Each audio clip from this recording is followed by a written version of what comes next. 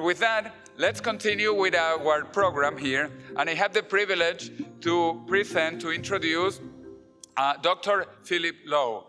He, besides being a total polyglot, he speaks, besides English, of course, French, German, Italian, Russian. He could read my book in Russian. Which one do you like? This is the one, that one, it's yours. And tell me how the translation is later. Okay, so Dr.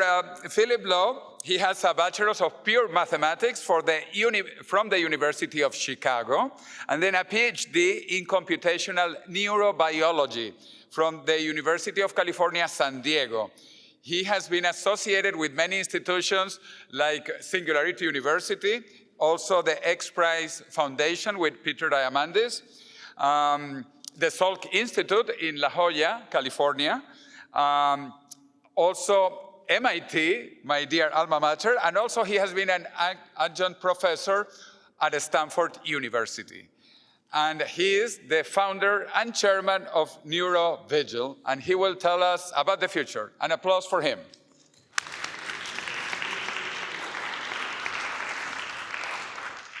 All right, thank you very much, everybody. Thank you, Jose, for the kind introduction and for the invitation. I'm not a transhumanist. I'm not a deathist. I'm a scientist. I'm a technologist, and I'm an industrialist. And I'm here to give you some hard news. Some of them are good. Number one, consciousness is not what you think it is. It is far more widespread, and I'll discuss this in my talk. Number two, some of the technologies that are available in order to detect and express consciousness can also be used to help patch the brain. And I'll discuss this also in my talk today. So we start with these guys, zebra finches. They have a very, very different kind of brain. They don't have a neocortex. And some of you want to go to Mars. And if you were to actually ever encounter an alien, right, you would actually have to make very few assumptions about their brain if they have something like a brain. Studying a brain like that of the octopus or that of a finch is actually a very good preparation for that because the neuroarchitecture is completely different from ours. So when I worked on this species 21 years ago, I discovered that they had brain patterns that looked strikingly similar to that of mammals. The problem, however, is if I was going to then quantify them, I couldn't use a supervised neural network and program biases within it that would just spit out the same results than my expectations. So I had to come up with an unsupervised way. And so the question was how to do that. And I thought about it for quite a while. And then one day I went to the Art Institute in Chicago and I stared at this painting, which is actually revolutionary. Un dimanche après-midi à l'île de Grande Jatte by Jean Seurat. And what Seurat did seems completely self-evident to us now, but at the time it wasn't obvious. He painted these people and objects with tiny little dots. So he moved Impressionism to an extreme with Pointillism. And basically the statistical distribution of these dots would give you, the full image. And I thought, isn't there a way that we could do the same thing with the brain? In other words, could we take brain waves, convert them into dots, and with the statistical distribution of these dots, find out what brain state we're in? And lo and behold, that's exactly what happened. So this here is a spectrogram. So it is just a plot which shows frequency content over time. And it comes from brain waves collected from a zebra finch. So it appears that most of the energy is in the low frequencies. But actually, if you normalize the data, if you compare the high frequencies to one another across time, you see that in fact, there's a lot of information content all the way up to 100 hertz here. And in fact, at every time point, you can just replace that vector with the frequency which has the highest relative shift across time. And then you come up with this sort of winner-take-all map, which is unsupervised. It's actually very sensitive, it even picks up the noise. And you can use that to program a neural network. And when you do that, you come up with a structure like this. You have a 3D manifold. Every dot corresponds to 3 seconds of brain activity, collected 1 second at a time. Dark blue corresponds to slow wave sleep. Red corresponds to REM sleep. And this intermediate sleep state in between was the first intermediate sleep state discovered outside of mammals. And the algorithm didn't have a fixed number of states, so it varied based on actually, the output varied based on the actual data, which was a good thing. This generalized to all the birds in the study. It matched the human scoring very, very well. And interestingly, it told us that if you look at the upper left side, slow wave sleep on average was decreasing. If you look at the upper right side, the mean REM density was increasing. Lower left, the mean REM length, so the periods of REM were increasing. And lower right, the space between REM was contracting. This is textbook mammalian sleep. Another interesting thing that happened is the algorithm would give you, what for a certain night were the vignettes, the most canonical examples for sleep. So you have slow wave sleep, REM sleep, this intermediate sleep state, wakefulness. These are birds, so they can shut off half of their brain as well. Some of you wish you could do this right now. And then importantly, if you look at K complexes, so these are sort of 150 microvolts peak-to-peak depolarizations, and that was a very interesting thing to find because these are thought to be canonical cortical patterns. If you look at the literature, it looks like the K complexes come from thalamocortical loops, and in fact, we found them in birds. These here are human K complexes. Another interesting finding was if you just extract the low frequencies on top and the high frequencies at the bottom, you'll notice that when the low frequencies are high, the high frequencies are low. When the low frequencies are low, the high frequencies are high. There's a pattern of interdigitation. This actually happens also in the cortex of cats. But again, as I told you, these birds don't have a neocortex. So this was a big, big slap in the face to about 50 years of research in neuroscience telling us about sort of cortical supremacy, because we were finding now certain patterns that were believed to be essentially, the domain of the cortex, and now we could find them actually in species without a cortex. So this was published, peer-reviewed, Proceedings of the National Academy of Sciences, Track 2, and as Jose mentioned, I was at the Salk Institute. In fact, I was incarcerated there when I was doing the analysis. And as the results were coming, were being fleshed out, Francis Crick, who was my mentor, he was the Nobel laureate who co-discovered the structure of DNA and really a pioneer in the field of consciousness, told me, he asked me, can a bird's ability to produce REM sleep tell us anything about consciousness? And so I decided after Francis died to have a conference at Cambridge University in 2012 in his honor to actually answer the question of animal consciousness. And so we pretty much came up with a Turing test. In other words, the idea was if we look at the brains of all these other animals, is there any reason for us to believe a priori that non-humans could not be conscious? And so we looked at all kinds of measurements. If you look at the weight of the brain, for example, you'll notice the human's brain is not the heaviest. There are plenty of brains that are far heavier than ours.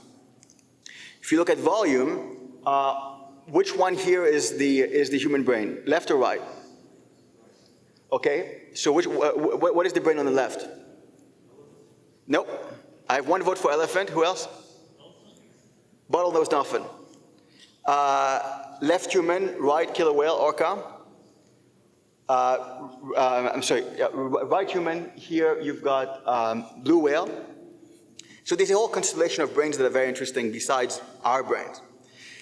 And so it turns out that neuroscientists a while ago came up with a strange metric. It's called the Instrumentation Quotient. And basically what it is, you sort of divide your brain mass, your brain size by the expected brain size that you would have given your body size.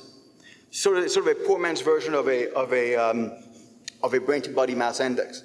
And if you do that, then all of a sudden, blue whales have a very small EQ, this incentivization quotient, and all of a sudden, humans are back on top. Isn't that great? But this is called bullshit. This is not science. Because the a priori assumption is that humans, there's something special about humans, and then we were looking for a metric to come up with something special about humans. This is not the way science should work. In fact, if you push this argument to infinity, then you have to ask certain questions, such as what happens to birds, right? With very small birds, what is their EQ, you know, or insects? And we're told, don't worry about this because they don't have these guys, spindle cells, also known as von Economo neurons. And so basically, when you brush your teeth in the morning and in the evening, and you see yourself in the mirror, you recognize yourself thanks to these neurons. And since birds and insects don't have those, we're told, don't worry about them. We can just use the EQ in order to manifest our, you know, neuronal supremacy. Well, it turns out that spindle cells may be at best sufficient, but not necessary to recognize ourselves in the mirror, because magpies can recognize themselves in the mirror just fine, and they don't have spindle cells. So basically, before that meeting, which I had conveyed in Cambridge, I came up with a statement which became known as the Cambridge Declaration of Consciousness. And my fellow speakers joined me in signing it. We signed it in that room at the Hotel du Vin in Cambridge. And basically, what it states is that a neocortex does not, the absence of the neocortex does not preclude us from having affective states. And if you have affective states, then you have to be conscious. If you're sentient, you have to be conscious. So this document literally changed the world. This was a signing ceremony with some friends. Stephen Hawking was my guest of honor. The Financial Times said this was at the leading edge of one of the biggest modern day shifts in human thought. The New York Times said this was an unprecedented document. I brought the original with me here. It has all the signatures, so you can take selfies with it if you want. But it did change things. It wasn't long ago that some of the leading philosophers would say about animals, they don't know anything. You know, they can recognize another animal as the thing they mate with, you know, but we know rather more. This was just 14 years ago. And so since that document was unveiled, a number of countries all over the world have changed, including Spain, by the way. Your Supreme Court put an end to the Torre de la Vega, which some people call tradition. I call it torture. You can have barbaric traditions. They thought maybe it wasn't a good idea to have people with spears, you know, just, you know, stabbing bulls for no reason. But there's still other things going on in Spain that I believe are a huge black mark on Spain. You know, this idea that we have to put, set bulls on fire, I think is primitive. It is still happening today.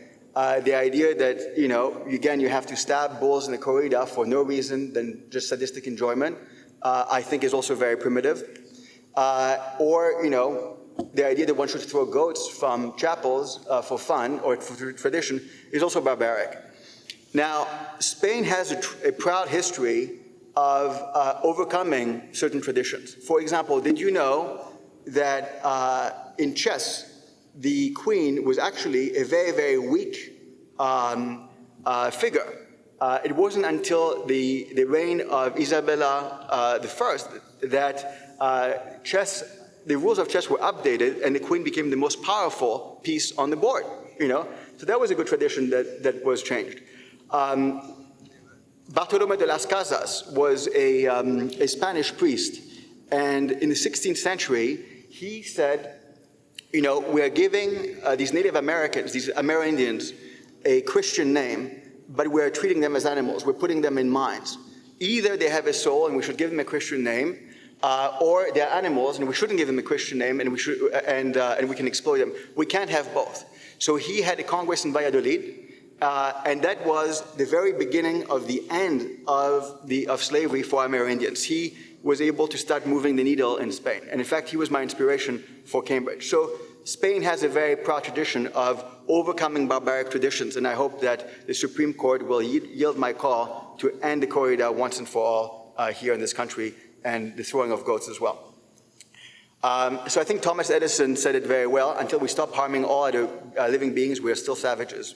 We're all still savages. So after I wrote the declaration, I became vegan, and I met all kinds of very interesting people. Some dressed very unlike me, some dressed very much like me. There was another declaration, one in Curitiba, which pretty much said animals are not objects, they're sentient beings, they should not be treated as things.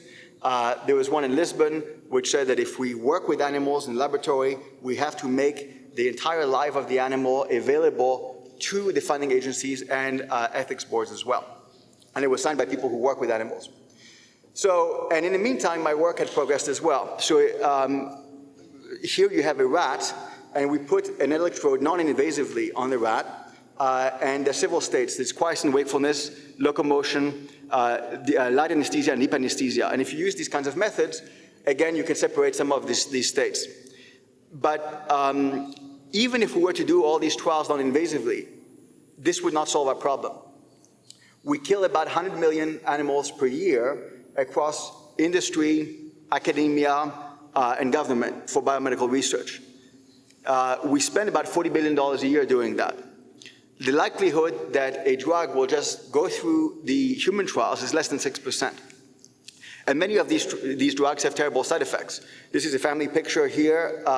My father took Halcyon, which was one of, it was the most prescribed sleep drug in the world in the late 1980s and early 1990s. It was thought to be very safe. One day he took a gun and threatened somebody, and it turns out that this actually was a known side effect of this drug a posteriori. So, but we have to do something. About 2 billion people in the world, suffer from a brain or nervous system disorder. 100 million in America. I think with the Republicans it's probably a bit more. But, every 66 seconds you end up with a person being developing Alzheimer's in the US. About 700,000 people die with it every year in the US. And you guys are futurists who are interested in projections. It turns out that by 2030, it is expected that the rate of Alzheimer's will grow faster than we will age in California alone, meaning people will get it sooner. This prompts, and by 2050, it will be a $1.1 trillion problem for the US. This is a problem not just for the people who are suffering and for the people who are paying, but also for the caregivers. They develop all kinds of symptoms as well. Half of the people who satisfy the diagnostic criteria for Alzheimer's have never received a diagnosis. So this is actually far more widespread than we think it is. And the same is true for depression as well. And in fact, for depression, there are a lot of false positives as well. About 60 to 75% of people who pursue treatment may be paying for unnecessary care. So Parkinson's, for example, which doesn't strike as many people, is still quite damaging to the patients and to the economy. These are some of the tests that people will undergo before they are diagnosed with Parkinson's. And as you can see, this is quite expensive. And this only moves the false positive rate from 35% at the initial diagnosis to about 24%. So this is very, very expensive and not very specific. So should we spend more money? A lot of people want us to spend more money. In fact, it leads to all kinds of jokes. One of them is there's more money being spent on breast implants and Viagra today than on Alzheimer's research. This means that by 2040, another closer to 2045, there should be a large elderly population with perky boobs, huge erections, and absolutely no recollection of what to do with them. I found this in a book of Jewish jokes. It's not bad. Here's another prediction for the future. Again, Edison, the doctor of the future will give no medication, but will interest his patients in the care of the human frame and in the cause and prevention of disease. I think that's a very interesting prediction. And I think this is the route we should go with. How are we going to do it, though? How do we get there? How do we know that we're going to be sick before we're actually sick? So if we knew, for example, that we had Parkinson's, one thing you could do is, for example, stop dairy. There's a huge association between dairy and Parkinson's. I put my father off of dairy. He has Parkinson's. Just 3 months later, he stopped using a walking stick. And you have all kinds of dairy alternatives right now that are quite delicious. We know, for example, that red meat is carcinogenic, to humans, namely because of new 5GC. And there are all kinds of alternatives that are quite good these days. We know that a plant-based diet can be very, very optimal when it comes to fighting type 2 diabetes or heart disease. We know that if you take Benadryl, if you take anticholinergics, for example, you are at higher risk of developing Alzheimer's. So again, but how do we know, first of all, that we are at higher risk of developing Alzheimer's? So it turns out that when you are sleeping, the dynamic range of your brain activity is far greater than during wakefulness. When you're awake, all your neurotransmitters are on. But when you're asleep, different combinations are activated across time, which means that we have the opportunity to look at certain brain areas dynamically. And if a person has Alzheimer's when this person is awake, that person has Alzheimer's during sleep as well. And we may have an opportunity to tap into some of these biomarkers also, including preventively. So we know, for example, that disrupted sleep is something that's seen in schizophrenia, especially with sleep spindles. We know that with depression, both acute and chronic, that changes in sleep as well. For chronic depression, the REM latency is shorter and there's more REM sleep. If 90% of Americans suffering from depression were correctly diagnosed, assuming an average of 80% of those diagnosed get appropriate treatment, we would save America 330,000 years of productivity per year. With Parkinson's, a lot of Parkinsonians have REM behavior disorder, meaning that during REM sleep, they have atonia. And this is very important because it happens very often before they develop Parkinson's or Lewy body disease. In other words, we could use this biomarker RBD in order to see how a patient is improving and if the preventive treatment is actually working. With Alzheimer's, we also know there are huge changes in sleep, especially the fragmentation of slow wave sleep early in the night. So here you see brainwaves, human brainwaves. Raise your hand if you see any difference between the first part of the recording and the second part. Okay, one of you, okay. What do you see?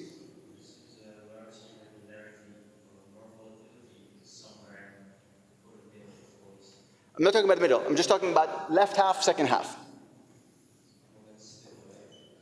No, because you're saying the middle is in both. So I'm just saying generally, left half or second half.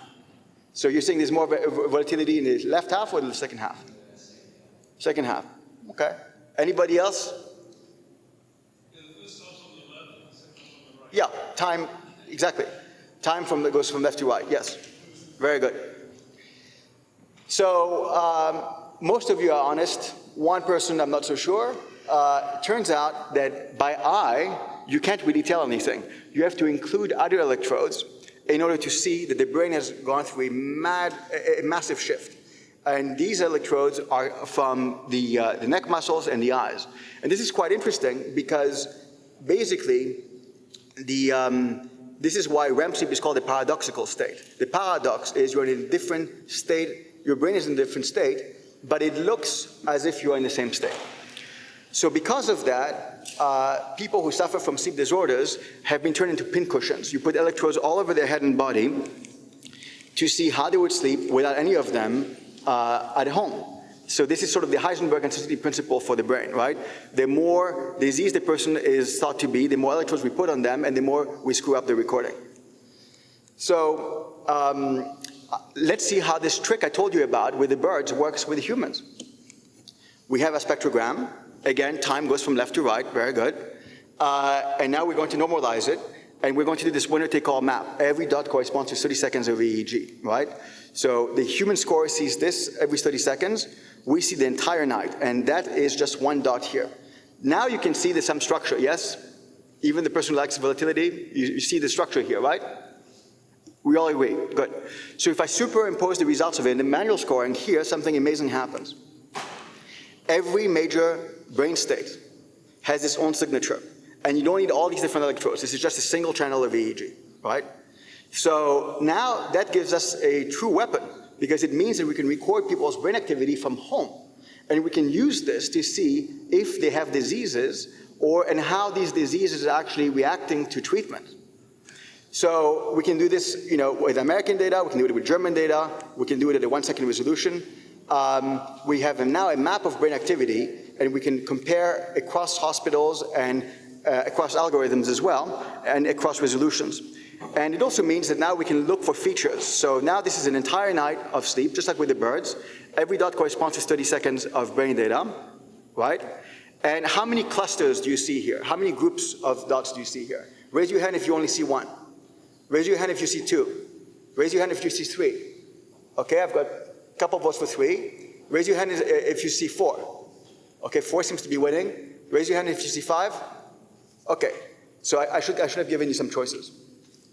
Turns out 4. So that means that now we can put this in the clustering algorithm, and it will do everything for us quite quickly. So here on top, we have 3 patients at the Max Planck Institute in Munich. The coloring comes from the algorithm, and at the bottom, Yeah, and at the bottom, the coloring comes from the manual scoring. And basically, you can see we have a very good match. We can do this now also in a completely unsupervised way. So without a priori choosing any features. This is extremely important, right? So here, these are hypnograms. These are maps. These are charts showing the changes in brain state in 4 different subjects. Red is the manual scoring, blue is the algorithm, and you can see they're pretty much superimposed. Except the algorithm can do this in less than a minute, in 2007 already, and with a single channel, and the human score uses all these different electrodes. So the other thing is, this is, again, your spectrogram, and we can actually come up with a much higher resolution. This is the same patient. And so the idea is to get biomarkers from the brain by using a non-invasive EEG. If you want a hole in your head, I can call my friend Elon and he can arrange that for you. But this is all non-invasive. So we put a device on the market in 2007, iBrain, and actually in 2009 we put it on the market, and this is what it looked like. And it produced very, very beautiful EEG data. And with it, we did the first outpatient clinical trials on the brain. And in fact, this lady is not on the market because she's my ex-fiancée, and now she's happily married elsewhere. Okay, the most important thing is we had very beautiful data. So for those of you who actually know anything about EEGs, you will appreciate the quality of these traces. So you have wakefulness, stage 1, stage 2, stage 3, REM sleep. This is unfiltered data from the device. And with it, you know, we could report from people in their homes. We could analyze everything remotely, and we could do the first outpatient clinical trials for the brain to evaluate the strengths of CNS drugs. These are some of the diseases for which we have already quite a bit of data. So we did a trial with a pharma company, and we noticed that the more they give a certain drug to patients, the more something fundamental happened. Basically, if you notice here, the upper blue line, right, this is before the patients are medicated. That line disappears afterwards when they're medicated. This is a big problem because you want to have that line. These are sleep spindles. If the spindles disappear, your likelihood of having a psychotic break increases. So you would want to know that. We did a test with the military, and if we just look at the hypnogram, it doesn't look, you know, that strange. But if we use this technique here, we notice a couple of things. There is a slow wave contamination of stage 2. Stage 2 is in cyan and green here. This happens with traumatic brain injury. There's an overexpression of spindles. You see it in the upper green line. That happens when people are treated with SSRIs. And there's a choppiness in the REM sleep, which is red. This happens to people who have PTSD. And in fact, we were right about all those things. That patient had PTSD, TBI, and was treated with antidepressants. And we could do this at higher resolutions as well.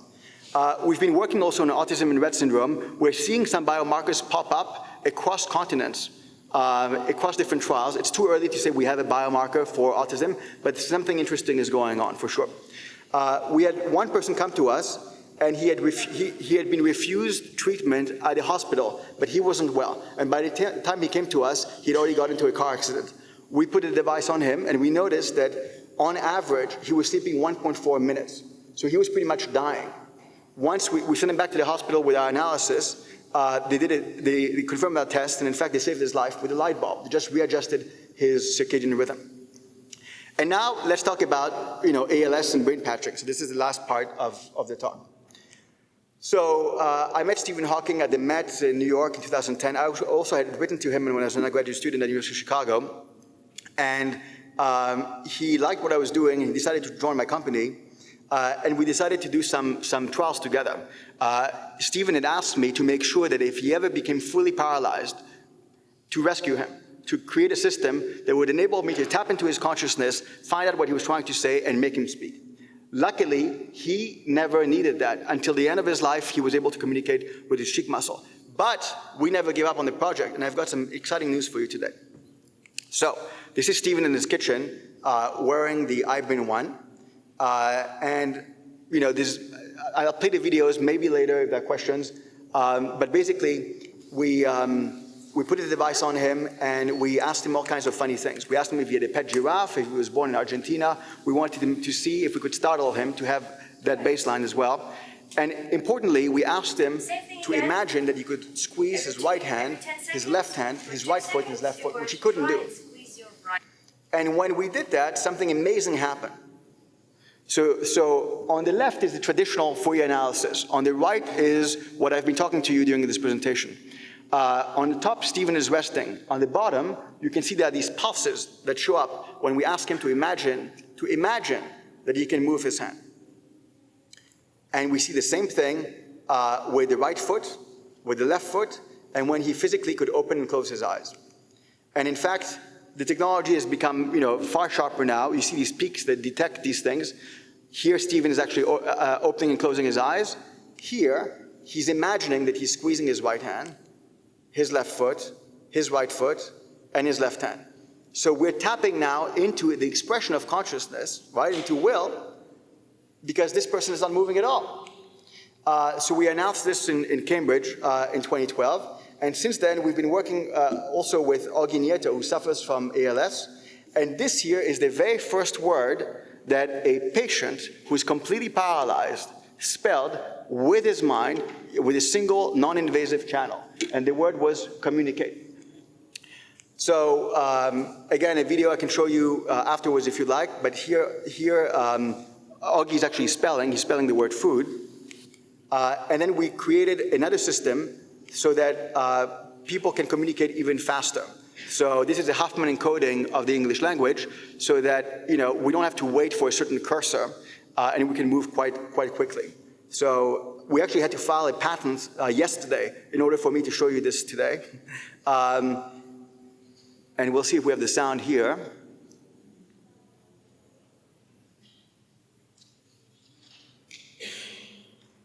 Hola, Madrid. Exactly. So soon what you're going to have is you're going to have people who are completely paralyzed, who are going to be communicating in a faster way than they ever have with non-invasive probes and also playing chess. I can show you the chess demo afterwards if you'd like. If you add more channels, the signatures between left and right become even greater. So we have more degrees of freedom to work with.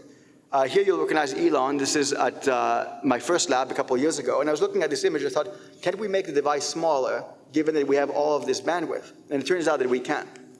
So this is the small device that he's wearing here. The iBrain 3 is now the smallest non-invasive brain device ever built. It's smaller than your car keys.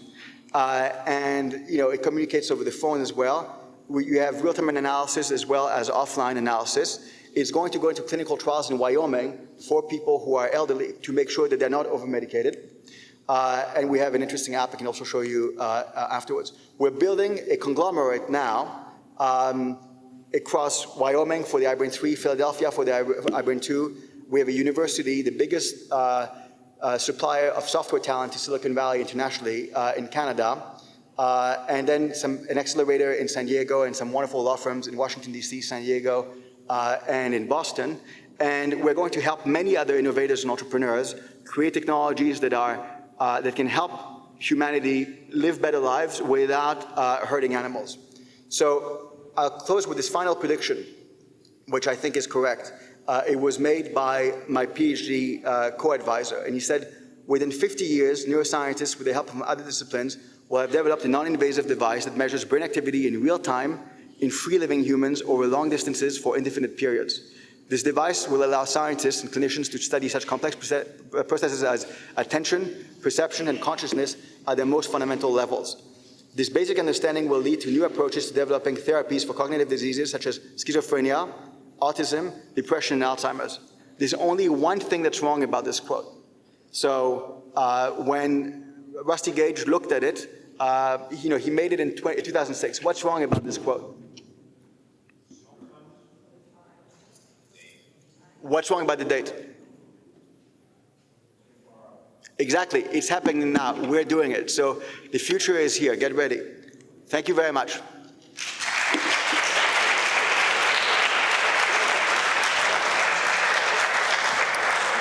Well, wasn't that incredible, Philip? Wow. I was actually talking to my colleague, Anders Sandberg, and he was saying, this is a real neuroscientist. I am just a fake neuroscientist. Wow, that is fantastic. We are really honored to hear about that. And I loved when it said, Hola, Madrid. Isn't that beautiful? So welcome, Madrid.